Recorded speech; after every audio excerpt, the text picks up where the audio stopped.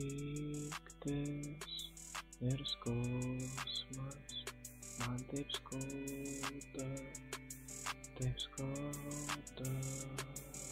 Tik pyktis ir skausmas, tik tiek iš manęs liko, tik tas nesveikas jausmas, akinmirtis įkrito, jaučiu kaip teka kraujas, jaučiu, kad jis nežino, aš nebebūsiu naujas, aš būsiu nebegyvas, sveikiesiems normatyvas, vilios kančios archyvas, ilgesnis nei žodynas, tarp sienų uždarytas, šias žaizdas nuplaus tik tai raudonas vynas, brangusis Dievo kūno kraujo eliksyras.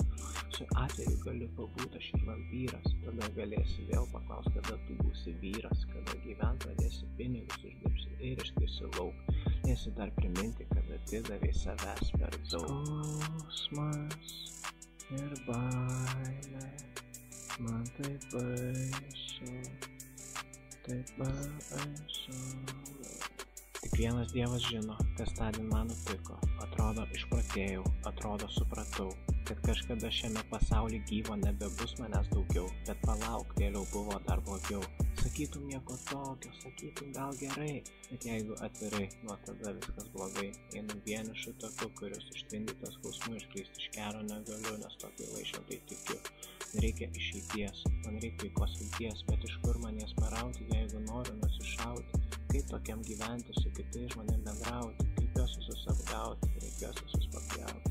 Baimė, liūdesys, man taip liūdna, taip liūdna.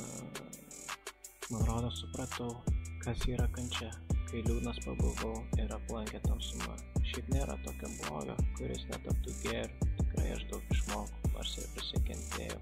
Nėra tokio lobio, kuris nevirstų smėliu, tad nieko neišmokau, be reikalo kentėjau.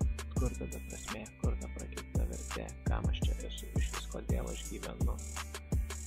Pasaulis toks žiaurus, kad reikia būti žmogėdra. Ar aš esu bjaurus, ar man turi būti gėda, ar leisi man gyventi, ar atimsi mano sielą, ką man pasakys, brangusis mano tėve.